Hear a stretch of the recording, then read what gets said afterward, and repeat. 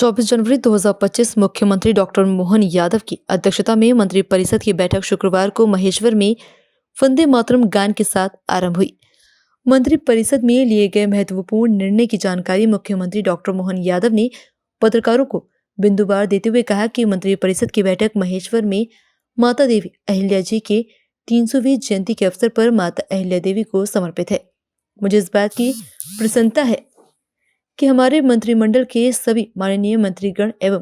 उप मुख्यमंत्री गणों ने माता अहिल्याबाई होलकर के शासनकाल को स्मृति में रखते हुए आज के दिन को ऐतिहासिक बनाने का प्रयास करते हुए निर्णय लिया है। महेश्वर डेस्टिनेशन कैबिनेट में जाने के पूर्व मुख्यमंत्री डॉक्टर मोहन यादव एवं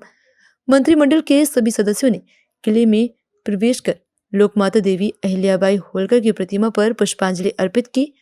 उनकी गोदी को पूजन कर नमन किया। साथ ही कैबिनेट के इस अवसर पर मां नर्मदा की पूजा आरती कर चुनरी उड़ाई गई। मुख्यमंत्री डॉक्टर मोहन यादव एवं मंत्रिपरिषद ने संपूर्ण महत्वपूर्ण निर्णय अहिल्या माता को दृष्टिगत करते हुए लिए। मुख्यमंत्री डॉक्टर मोहन यादव ने पत्रकारों को संबोधित करते हुए कहा कि जिस प्रकार सामाजिक समरसता की भावना के साथ अहिल्या माता का भाव रहा, उसी आधार पर डॉक्टर भीमराव सामाजिक विज्ञान विश्वविद्यालय को 25 करोड़ की राशि देने और विश्वविद्यालय को एक्सीलेंस के रूप में विकसित करने का मंत्रिमंडल महत्वपूर्ण निर्णय रहा। मंत्रिपरिषद की बैठक में ट्रांसफरों को लेकर महत्वपूर्ण निर्णय लिया गया, जिसमें कि विशेष परिस्थिति में माननीय मंत्री गण भी ट्रांसफर कर सकेंगे। साथ ही ट्रांसफर की विधिवत पॉलिसी लाने के निर्णय महत्वपूर्ण रहा। साथ ही मुख्यमंत्री डॉक्टर मोहन यादव ने कहा कि माता अहिल्या की बात कर रहे हैं तो कल्याणकारी विभाग को भी प्रोत्साहन देने का मंत्रिपरिषद का निर्णय महत्वपूर्ण रहा।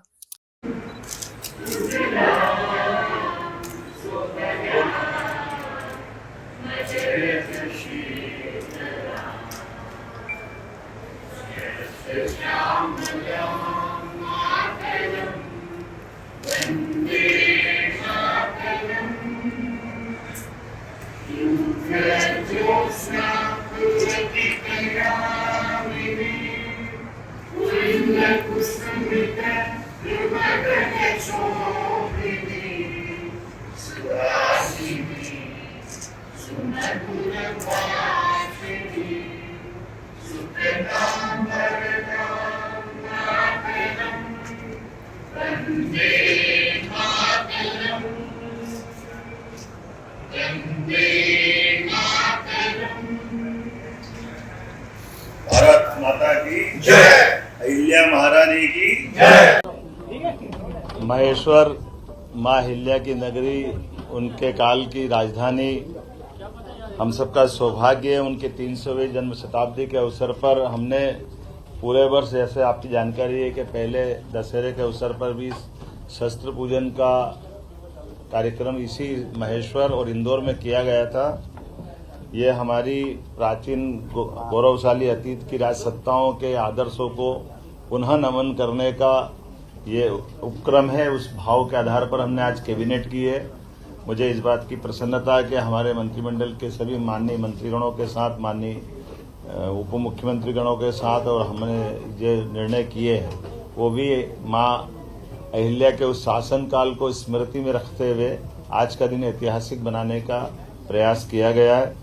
मुझे इस बात की प्रसन्नता है कि आज जब हम यहाँ अहिल्या माता की नगरी में आए तो सबसे पहले हम माँ अहिल्या के उस किले में उनकी राजगद्दी को नमन करते हुए माँ नर्मदा के पूजन आशीर्वाद के बाद मीटिंग में गए, और खास करके दोनों पक्ष के, हमारे होलकर वंश के यहाँ के रिचर्ड साहब जो वर्तमान में राजगद्दी के उत्तराधिकारी हैं, और माँ अहिल्या के मायका पक्ष से हमारे राम शिंदे जी जो चेयरमैन महाराष्ट्र लेजिस्लेटिव काउंसिल के भी माननीय अध्यक्ष हैं, वो हमारे बीच मौजूद हैं और मौजूद थे, जिनके आधार पर हमने अहिल्या माता के दोनों वंशों से जुड़कर के इस भावना को प्रकटीकरण किया है। कुछ निर्णय आज हमने और अहिल्या माता को दृष्टिगत रखते हुए किए हैं। एक तो खास करके हमारी अपनी सामाजिक समरसता की भावना का जो अहिल्या माता का भाव रहा है, इसी आधार पर डॉक्टर भीमराव सामाजिक विज्ञान विश्वविद्यालय को 25 करोड़ राशि देकर के हमने हमारी जो अंबेडकर विश्वविद्यालय महू में है, इसका विधि संकाय को और अन्य आधारभूत संरचनाओं के लिए ये राशि देने की घोषणा की है, जिस आधार पर हमारा अंबेडकर विश्वविद्यालय और अच्छा हो। आपकी सबकी जानकारी में रहेगा, डॉक्टर भीमराव अंबेडकर की जन्मस्थली महू है और हमारी सरकार भारतीय जनता पार्टी की पूर्ववर्ती सरकारों ने ही उस स्थान को एक तरह से तीर्थ स्थल के रूप में विकसित किया है। लेकिन उसके साथ साथ वहाँ के विश्वविद्यालय का भी अंबेडकर जी का चूंकि शिक्षा में बड़ा योगदान है और आज हमने निर्णय किया कि लॉ में भी उनकी बड़ी भूमिका है, तो विधि संकाय के साथ उसको एक्सीलेंस, सेंटर ऑफ एक्सीलेंस के नाते से भी विकसित किया जाए, इस दिशा में हमने आज निर्णय किया है। कुछ निर्णय और भी किए हैं, जैसे एक निर्णय हमने किया है कि विशेष परिस्थितियों में माननीय मंत्रीगण भी ट्रांसफर कर सकेंगे। इस विषय को आज हमने कंप्लीट किया है। हमारे खास करके विधिवत तो ट्रांसफर पॉलिसी बाद में आएगी, लेकिन इसमें विस्तारित रूप से करने के पहले हमारे माननीय मंत्रीगण अपने विभागों के अंदर सुव्यवस्था स्थापित करने के लिए इस पे काम कर सके। माँ अहिल्या की जब बात कर रहे हैं तो कल्याणी विवाह को भी प्रोत्साहन देने का निर्णय किया है। हमारी विधवा बहनें या परित्यक्ता बहनें अपना पुनर्जीवन एक विवाहित रूप में आगे निकाले, इसलिए मुख्यमंत्री कन्यादान योजना तो चलेगी, लेकिन खासकर हमारी सरकार इस दिशा में कल्याणी बहनों के जीवन को बेहतर बनाने की दिशा में पूरे प्रदेश में इस अभियान चला करके इसमें प्रति विवाह 2 लाख की धनराशि जो हमारी इस योजना का हिस्सा रहेगी, इस पे हम काफी काम करने वाले हैं। खासकर बीच में ऐसे निर्णय तो बहुत सारे हैं, जैसे हमने आज अपने 3 नए जिलों में हमने चिकित्सालय की बात की है, तो पीएम एयर टैक्सी के माध्यम से कल जो आर्गन डोनेशन का बड़ा प्रयोग हुआ है भोपाल में, जहां हमने एक ग्रीन कॉरिडोर बनाकर जबलपुर से एयर टैक्सियों का उपयोग करते हुए दोनों तरह से ब्रेन और हार्ट ट्रांसप्लांट करने में सफलता पाई है। ये बड़ा निर्णय है। मैं मान के चलता हूं कि हमारा चिकित्सा विभाग और ये जो शासन की योजनाओं के समेकित रूप से इसी प्रकार के प्रयास चलना चाहिए। आज एक और निर्णय हमारा किसानों से संबंधित हुआ है। हमारी लोकमाता के जमाने में भी उनने किसानों को कुएं से पानी लेकर के खेती को प्रोत्साहन देने के निर्णय किए थे और बगीचे लगाने के लिए प्रेरित किया है। हमारी सरकार ने भी निर्णय किया कि हमारे अपने किसान जो अस्थायी विद्युत पंप ले अभी हम पे निर्भर रहते हैं, ऐसे लगभग 2 लाख किसानों को 3 हार्स पावर से लगा करके 7.5 हार्स पावर तक 10% की राशि वो देंगे, तो उसको पूरा पंप हमारी तरफ से दिया जाएगा। एक तरह से बिजली फ्री हो जाएगी। ये बहुत बड़ा निर्णय है, जिसके आधार पर किसानों को अपने लिए खुद के सोलर पंप के माध्यम से उनको बिजली की उपलब्धता उन पे आत्मनिर्भर बनाएगी। जो किसान या अन्नदाता ऊर्जादाता बने, इस भाव के आधार पर आगे जाकर के हम अपने 30 लाख बाकी स्थायी कनेक्शन वाले हैं उनको भी पॉलिसी बना के आगे की समय डिक्लेयर करेंगे, लेकिन अभी अस्थायी पंप धारकों को ये बड़ी मदद देने का आज निर्णय किया है। मैं उम्मीद करता हूं इसी के साथ साथ जो एक बड़ा निर्णय हुआ है मंत्रिपरिषद के माननीय मंत्रीगणों के बीच में, कि हमारे बीच में ये जो कल डॉक्टर भीमराव अंबेडकर सेतु की जो सौगात भोपाल में दी है, इसके बाद 180 करोड़ की लागत से एक नया सेतु और भोपाल के लिए मंजूर किया गया है, जिसके आधार पर भोपाल की जो खासकर अपने आवागमन के लिए यातायात की दृष्टि से वो बावड़िया भाऊ है ना, बावड़िया भाऊ क्या बोलते हैं, बावड़िया कला, ये हमारी श्रीमती कृष्णा गौड़ जी की विधानसभा के पास का हिस्सा है, लेकिन यातायात की दृष्टि से इसका बड़ा एक लाभ मिलेगा। तो कुल मिलाकर के जब ग्लोबल इन्वेस्टर समिट हम कर रहे हैं भोपाल में, तो भोपाल की होने वाली ग्लोबल इन्वेस्टर समिट का भी प्रेजेंटेशन, पावर प्रेजेंटेशन के माध्यम से पूरा माननीय मंत्रीगणों के सामने सीएस और पीएस ने रखा है। जब हमारे प्रधानमंत्री 24 तारीख को पधार रहे हैं, तो 24 और 25 के होने वाली ग्लोबल इन्वेस्टर समिट में वो कैसे सफल हो, सब विभागों का तालमेल कैसे हो, हमारा राज्य लाभान्वित कैसे हो, ऐसे अलग अलग प्रकार की और 25 से ज्यादा नीतियों को भी ला करके हमने आज कैबिनेट में 2 नीतियों से शुरुआत की। हर विभाग की सुगमता के साथ व्यापार व्यवसाय में बढ़ावा देने वाली और कुल मिलाकर के राज्य की अनुकूलताओं से बाकी लोग लाभान्वित कैसे हो, और राज्य भी लाभ कैसे उठाए, इस दिशा में हमने बड़ा निर्णय किया है। आज ये गेमिंग से लेकर के एक और खास करके हाँ, और आखिरी एक बड़ी जिसकी आपको सबको इंतजार है, हमने तय किया कि धीरे धीरे करके राज्य से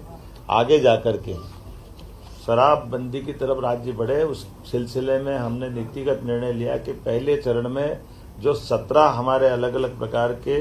नगर हैं, उन नगर से नगर पालिका, नगर परिषद, नगर पंचायत, इनके अंदर शराब की दुकानें बंद कराएंगे और इन दुकानों को दूसरी जगह शिफ्ट भी नहीं करेंगे। ये हमेशा के लिए बंद कराने का इसमें निर्णय किया है। इसमें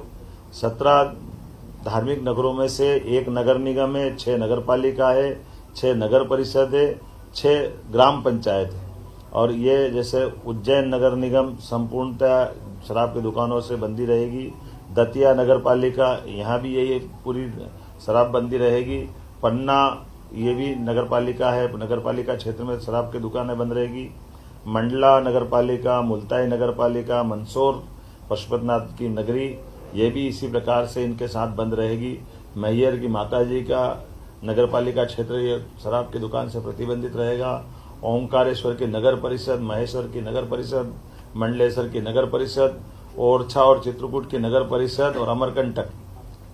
खास करके चित्रकूट और अमरकंटक हम सब ध्यान दें इस मामले में। ये हमारी धार्मिक आस्था के वैसे सभी केंद्र हैं कि सभी नगर परिषदों में हमने शराब की इसी नीति के आधार पर दुकानें बंद करने का निर्णय किया है। हमारी नगर परिषद के बाद ग्राम पंचायत सलकनपुर, जहाँ सलकनपुर माता का मंदिर है, इस पंचायत से भी शराब की दुकानें बंद कराएंगे। बरमान कला ग्राम पंचायत, लिंगा ग्राम पंचायत, बरमान खुर्द ग्राम पंचायत, कुंडलपुर ग्राम पंचायत और बांदकपुर ग्राम पंचायत, ये ग्राम पंचायतों से भी हम शराब की दुकानें बंद करेंगे। आपकी जानकारी में रहे कि मां नर्मदा के तट के दोनों तरफ के 5 किलोमीटर के दायरे में शराबबंदी की जो पूर्वत पॉलिसी है, उस पॉलिसी को भी हम जारी रखेंगे। इस पॉलिसी में कोई बदलाव नहीं आएगा। कुल मिलाकर के प्रदेश भर से जो मैंने आपके बारे में बताने का प्रयास किया है कि हम ये शराबबंदी का हिस्सा चलेंगे। एक मुख्य कारण यहाँ की बैठक करने का और भी था, कैबिनेट की बैठक का, जो नारी सशक्तिकरण की दिशा में हमारे यशस्वी प्रधानमंत्री की जो भावना है, गरीब, महिला, किसान और युवा, ऐसे में युवा और किसान की पॉलिसियां हमने मिशन मोड में पिछली कैबिनेट में लाए थे। आज ये नारी सशक्तिकरण की दिशा में हमारे कैबिनेट का पहला ही एजेंडा था, जब हम अपने बहनों की जिंदगी में बेहतर से बेहतर सरकार क्या मदद कर सकती है और स्त्री सशक्तिकरण का ये सबसे सक्षम उदाहरण राज्य बने, इस दिशा में हमने आज खासकर महिलाओं की सामाजिक आर्थिक विकास के उद्देश्य के लिए विमेन लीड डेवलपमेंट प्रयास के आधार पर हमने ये पूरा योजना बनाई है, जिसमें शिक्षा, स्वास्थ्य, पोषण, आर्थिक विकास और सुरक्षा, साथ ही साथ महिलाओं और बालिकाओं की विभिन्न सरकारी सेवाओं में पहुंच निश्चित हो, महिलाओं के आर्थिक स्वावलंबन, समाज में आर्थिक भागीदारी बढ़ाने के एकीकृत प्रयास करना, समाज में महिला और बालिका की सकारात्मक व्यवहार हेतु परिवर्तन, पुरुष संवेदनशीलता बढ़ाना, ये ऐसे कई प्रकार के कामों के साथ हमने मिशन मोड पे चलने का प्रयास किया है, जिसमें मिशन के प्रमुख लक्ष्य में जन्म के समय लिंगानुपात 5 अंक प्रति 1000 की वृद्धि में वृद्धि करना, बालिकाओं की 10 और उससे अधिक वर्षों की स्कूली शिक्षा में 5% की वृद्धि करना, मातृ मृत्यु दर में 10 अंकों की कमी लाना, महिलाओं के विरुद्ध अपराध में 5 अंक की कमी लाना, बाल विवाह में 5% की कमी लाना, महिला श्रम भागीदारी 3% की कमी लाना और मिशन के प्रमुख घटक में स्वास्थ्य और पोषण, शिक्षा और जीवन कौशल, आर्थिक स्वावलंबन, सुरक्षा और संरक्षण, संवाद से व्यवहार परिवर्तन इत्यादि कई प्रकार के ये मिशन मोड के प्रमुख घटक हैं। उम्मीद करेंगे नारी सशक्तिकरण की दिशा में यशस्वी प्रधानमंत्री श्रीमान नरेंद्र मोदी जी की भावना के अनुसार मध्य प्रदेश अपने बहनों की जिंदगी को बेहतर करने के लिए योग्य भूमिका निभाएगा। ऐसे और कई सारे विषय हैं, लेकिन आज तो आनंद है इस बात का कि आज पुनः 300 साल पुरानी राजधानी चैतन्य हुई है। हमारी राजधानी का वो जो पुराना गौरव होलकर साम्राज्य का समय का, आज वो हमको अपनी आंखों के सामने दिखाई दे रहा है। होलकर साम्राज्य का तो यद्यपि सांस्कृतिक क्षेत्र बहुत बड़ा था, लेकिन भौगोलिक क्षेत्र छोटा था। लेकिन आज पूरे प्रदेश को लेकर के सारे निर्णय हमने दूरगामी दृष्टि से यहाँ लिए हैं। तो माँ अहिल्या माता का भी और माँ नर्मदा का आशीर्वाद भी हमारे साथ है। इस गौरवशाली क्षण में आप सब साक्षी बने। मैं प्रदेशवासियों को, देशवासियों को बधाई देना चाहूंगा, जिनके माध्यम से पूरा काम